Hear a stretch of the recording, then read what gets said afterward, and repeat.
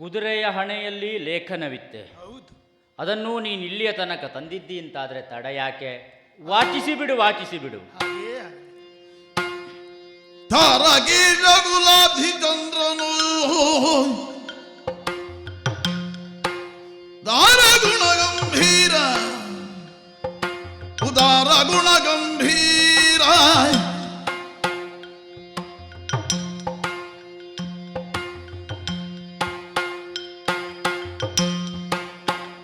ವಿಷ್ಣು ಪದಾರ ವಿಂದವನೊಲಿಸಿಕೊಂಡಿಗ ಚಾರು ಶೌರ್ಯ ಪೃಥ್ವಿಗತ್ಯಧಿಕಾಗಿ ರೂಭಿಪ ಹಸ್ತಿನಾಪುರದ ರಸ ಧರ್ಮಜ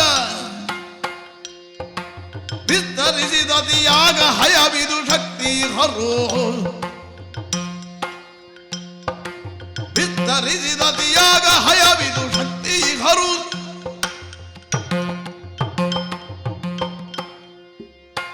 ಅಯ್ಯ ಯುವರಾಜ, ಸಚಿವ, ಆ ಲೇಖನವನ್ನು ಓದುತ್ತಿದ್ದೇನೆ. ಸರಿ. ಸ್ವಸ್ತಿ ಶ್ರೀ ಎನ್ನುವಂತಹ ಹ್ಮ್ ಒಕ್ಕಣೆಯಿಂದಲೇ ಪ್ರಾರಂಭವಾಗುತ್ತಾ ಉಂಟು. ಶುಭ ಸೂಚನೆ ಅಂತ ತಿಳಿಯುವುದಕ್ಕೆ ಸಾಧ್ಯ. ಖಂಡಿತವಾಗಿಯೂ ಏನಂತೆ? ಈ ಭೂಲೋಕದಲ್ಲಿಯೇ ಹ್ಮ್ ಶ್ರೇಷ್ಠವಾದಂತಹ ವಂಶ ಚಂದ್ರವಂಶ. ಹಾ, ಸೂರ್ಯವಂಶ ಚಂದ್ರವಂಶಗಳೆನ್ನುವಂಥದ್ದು ಈ ಪ್ರಪಂಚದಲ್ಲಿ 2 ವಂಶಗಳಾಗಿ ಕೀರ್ತಿಯ ಉನ್ನತ ಶಿಖರವನ್ನೇರಿದ್ದು ಹೌದು.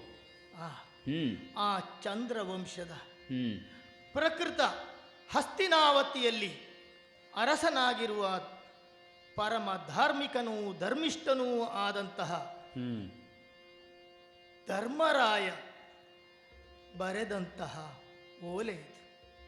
ಧಾರ್ಮಿಕನಾದಂತಹ ಧರ್ಮರಾಯ ಬರೆದ ಓಲೆ. ಆ, ಏನು ಬರೆದಿದೆ? ಅವರು ನಡೆಸುತ್ತಿರುವಂತಹ ಅಶ್ವಮೇಧ ಯಾಗದ ಕುದುರೆ ಇದು.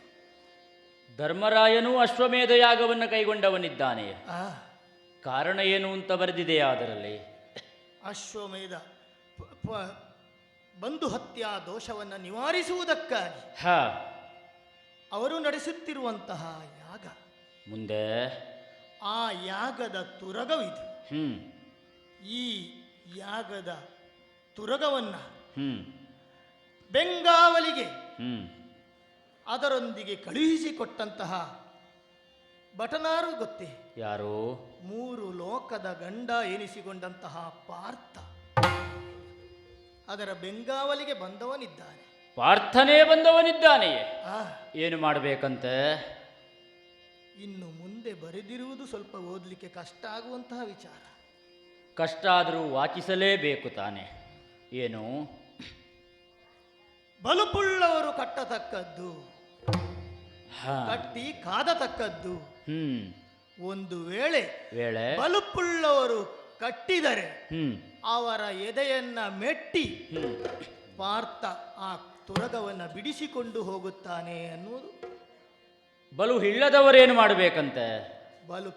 ಬಲುಪು ಇಲ್ಲದವರು ಹಾ, ಕಪ್ಪ ಕಾಣಿಕೆಗಳನ್ನ ಅವನಿಗೆ ಅರ್ಪಿಸಿದ್ರೆ ಅವರ ಸಾರ್ವಭೌಮತ್ವವನ್ನು ಒಪ್ಪಿ ಹ್ಮ್ ಅವರಿಗೆ ಶರಣಾದರೆ ಹಾ, ಅವನು ಅವರನ್ನು ಕೊರೆಯುತ್ತಾನೆ.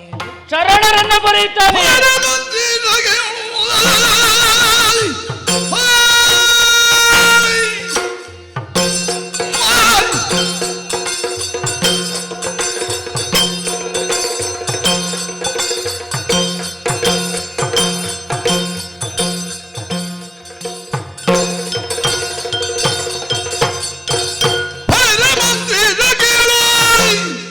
ಪತ್ರಿಕೆಯ ತಿಳಿದು ಬರೆದು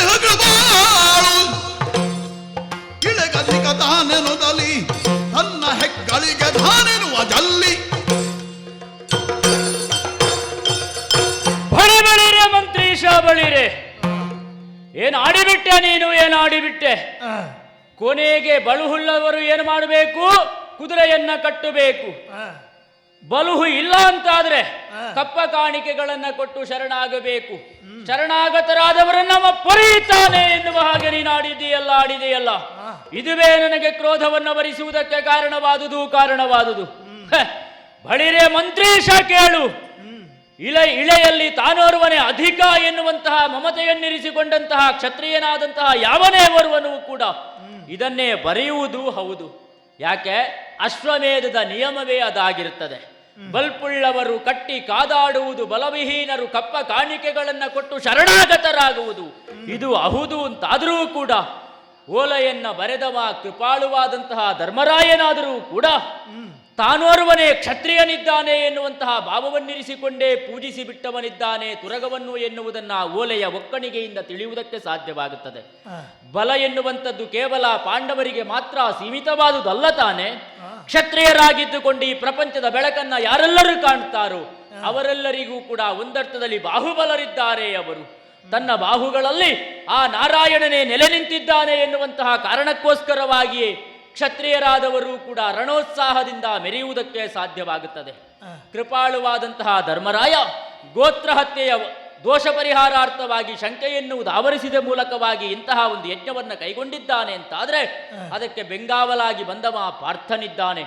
ಮೂರು ಲೋಕದ ವಿಜಯಿ ಎನ್ನುವಂತಹ ನೆಗಳತಿಗೆ ಪಾತ್ರನಾದವ ಪಾರ್ಥ. ಆ ಪಾರ್ಥ ತಾನು ಪರಾಕ್ರಮಿ ಎನ್ನುವಂತಹ ಅಹಂಕಾರವನ್ನು ತೋರಿಸ್ತಾನೆ ಅಂತಾದ್ರೆ ಇದು ನಮಗೊಂದು ಅವಕಾಶ ಎನ್ನುವ ಹಾಗೆ ತಿಳಿದುಕೊಳ್ಳಬೇಕಾಗುತ್ತದೆ. ತಡ ಮಾಡಬೇಡ. ನಾವು ಮಾಡಬೇಕಾದ್ದು ಯಾವುದು ಬಲ್ಲೆಯ? ಮೊತ್ತ ಮೊದಲಾಗಿ ಕುದುರೆ ಬಂಧನ ಎನ್ನುವುದಾಗಬೇಕಾಗುತ್ತದೆ. ನಾನು ಆಜ್ಞೆ ಕೊಟ್ಟ ಕಾಲಕ್ಕೆ ಸೇನಾ ನಾಯಕ ಕುದುರೆಯನ್ನ ಬಂಧಿಸಿ ತಂದವನಿದ್ದಾನೆ. ಹಾಗಾದ್ರೆ ನಾನು ಆಜ್ಞೆ ಮಾಡಿದ ಹಾಗೆ ಅವರೆಲ್ಲರೂ ರಣಕ್ಕೆ ಸಿದ್ಧರಾಗಿದ್ದಾರೆ ಎನ್ನುವುದು ಸ್ಪಷ್ಟವಾಗುತ್ತದೆ. ಕೇವಲ ಸಿದ್ಧರಾದರೆ ಸಾಕಾಗುವುದಿಲ್ಲ. ಪಾಂಡವರೇನು ಪಾರ್ಥ ಏನು ಎನ್ನುವುದನ್ನು ನಾನು ಕೂಡ ಅರಿತುಕೊಂಡವನೇ ಇದ್ದೇನೆ. ಎಲ್ಲರಲ್ಲಿ ಯುದ್ಧ ಮಾಡಿದ ಹಾಗೆ ಅವರಲ್ಲಿ ಯುದ್ಧ ಮಾಡುವುದಕ್ಕೆ ಸಾಧ್ಯವಿಲ್ಲ. ಹಾಗಾದ್ರೆ ಏನು ಮಾಡೋಣ? ಹೊಸತಾದಂತಹ ತಂತ್ರವನ್ನ ಬಳಿಯುವುದರ ಮೂಲಕವಾಗಿ ಯುದ್ಧೋತ್ಸಾಹದ ಸಿದ್ಧತೆಯನ್ನ ನಾವು ಮಾಡಬೇಕಾಗಿದೆ. ಅದಕ್ಕಾಗಿ ಈ ದಿವಸ ಒಂದು ವ್ಯೂಹ ರಚನೆಯಾಗಬೇಕು. ಹೇಗೆ ಬಲ್ಲೆಯ?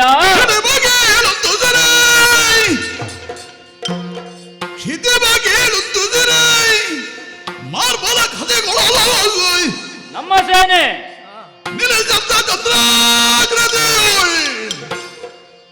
ಅರ್ಧ ಚಂದ್ರಾಕೃತಿಯೊಳೆಂದೆನಗ ಪರಬಲದೊಳಗೆ ಮಲಗಿದ್ದ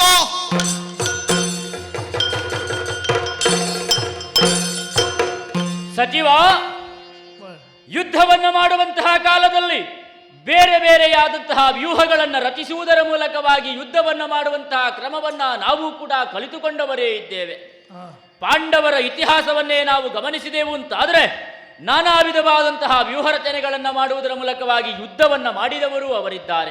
ಅಥವಾ ಬೇರೆ ಬೇರೆ ವ್ಯೂಹ ರಚನೆಯ ಒಳಗೆ ಪ್ರವೇಶಿಸುವುದರ ಮೂಲಕವಾಗಿ ಆ ವ್ಯೂಹವನ್ನೆಲ್ಲವನ್ನು ಭೇದಿಸುವುದರ ಮೂಲಕ ಅದರಲ್ಲಿ ಜಯವನ್ನ ಕಂಡುಕೊಂಡವನಿದ್ದಾನೆ ಪಾರ್ಥ. ಹಾಗಾಗಿ ಇಂದಿನ ದಿವಸಕ್ಕಾಗುವಾಗ ವಿಶೇಷವಾದಂತಹ ವ್ಯೂಹ ರಚನೆ ಎನ್ನುವುದು ನಮ್ಮಲ್ಲಾಗಬೇಕು. ಯಾವ ವ್ಯೂಹ ಎನ್ನುವ ಹಾಗೆ ಆಲೋಚಿಸಿದಾಗ ನನಗೆ ಹೊಳೆದುದು ಒಂದೇ, ಅರ್ಧಚಂದ್ರಾಕೃತಿಯ ವ್ಯೂಹ. ಚಂದ್ರವಂಶೋದ್ಭವನಾದಂತಹ ಧರ್ಮರಾಯ ಪೂಜಿಸಿ ಬಿಟ್ಟಂತಹ ತುರಗ ನಮ್ಮ ಬಳಿಗೆ ಬಂದಿದೆ ಎನ್ನುವ ಕಾರಣದಿಂದಲೇ ಚಂದ್ರವ್ಯೂಹ ಎನ್ನುವುದು ಸ್ಪಷ್ಟ. ಅರ್ಧಚಂದ್ರ ಯಾಕೆ ಬಲ್ಲೆಯ? ಪೂರ್ಣ ಚಂದ್ರಮನಾಗಿ ನಾವು ಕಂಗೊಳಿಸಬೇಕು ಅಂತಿದ್ರೆ ಹುಣ್ಣಿಮೆ ಎನ್ನುವುದು ಬರಬೇಕಾಗುತ್ತದೆ. ನಾವೀಗ ಶುಕ್ಲ ಪಕ್ಷದ ಚಂದ್ರರಾಗಿದ್ದೇವೆ, ಅರ್ಧ ಚಂದ್ರ. ಇನ್ನೇನೋ ನಮಗೆ ಪೂರ್ಣ ಚಂದ್ರಮನ ದರ್ಶನ ಆಗುವುದು ಯಾವಾಗ ಬಲ್ಲೆಯ? ಕೃಷ್ಣಸ್ವಾಮಿಯನ್ನ ಕಂಡಾಗ ನಮಗೆ ಪೂರ್ಣಮಯವಾದಂತಹ ಚಂದ್ರ ದರ್ಶನ ಎನ್ನುವುದಾಗುವುದಕ್ಕೆ ಸಾಧ್ಯವಾಗುತ್ತದೆ. ಇದು ಒಂದು ಅರ್ಥವಾದರೂ ಕೂಡ ಕೇವಲ ಅವರು ತಿಳಿದುಕೊಂಡ ಹಾಗೆ ಅವರು ಪೂರ್ಣರಲ್ಲ, ನಾವು ಕೂಡ ಅವರು ಸೇರಿದಾಗ ಮಾತ್ರ ಪೂರ್ಣರಾಗುವುದಕ್ಕೆ ಸಾಧ್ಯ ಎನ್ನುವುದನ್ನು ಅವರಿಗೂ ನಾವು ತೋರಿಸಿಕೊಡಬೇಕು ಎನ್ನುವಂತಹ ಸಂಕಲ್ಪದಿಂದಲೇ ಅರ್ಧಚಂದ್ರಾಕೃತಿಯ ವ್ಯೂಹ ರಚನೆಯನ್ನ ಮಾಡಿದ್ದೇನೆ. ಅಲ್ಲಿ ಬೇಕು ಬೇಕಾದಂತಹ ನಮ್ಮ ವೀರರನ್ನೆಲ್ಲವನ್ನು ನಿಲ್ಲಿಸಿದವನಿದ್ದೇನೆ. ನಮ್ಮ ಕುದುರೆ, ಅವರ ಕುದುರೆ, ಎರಡೂ ಕುದುರೆಗಳನ್ನು ಕೂಡ ಇದರ ಮಧ್ಯದಲ್ಲಿ ನಾ ಬಂಧಿಸಿದವನಿದ್ದೇನೆ. ತಡ ಮಾಡುವುದು ಯಾಕೆ? ವೀರರೆಲ್ಲರಿಗೂ ಕೂಡ ಅಪ್ಪಣೆಯನ್ನ ಕೊಟ್ಟವನಿದ್ದೇನೆ. ನಮ್ಮ ಸೇನೆ ಎನ್ನುವುದು ಮುಂದುವರಿಯಲಿ.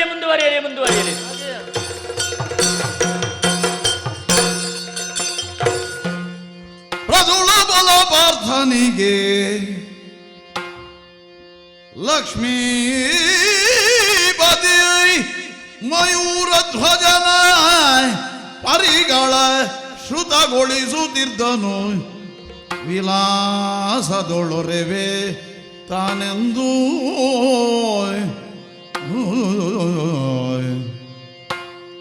ಪ್ರದುಳ ಬಲ ಪಾರ್ಥನಿಗೆ ಲಕ್ಷ್ಮೀಪತಿ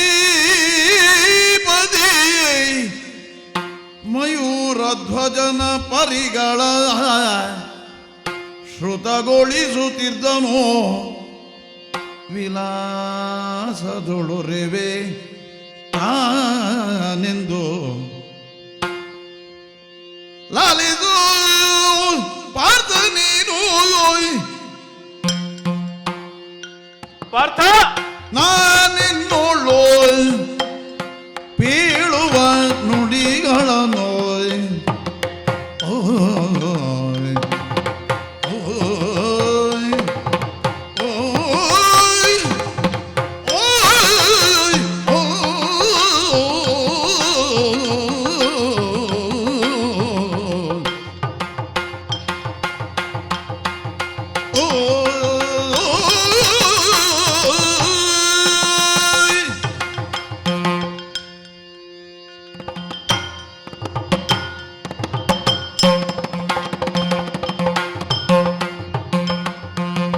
ಲಾಲಿದು ಮಾತ ನೀನು ನಾನಿನ್ನೋಳು ಬೀಳುವ ನುಡಿಗಳನ್ನು ನಾನಿನ್ನೋಳು ಬೀಳುವ ನುಡಿಗಳನ್ನು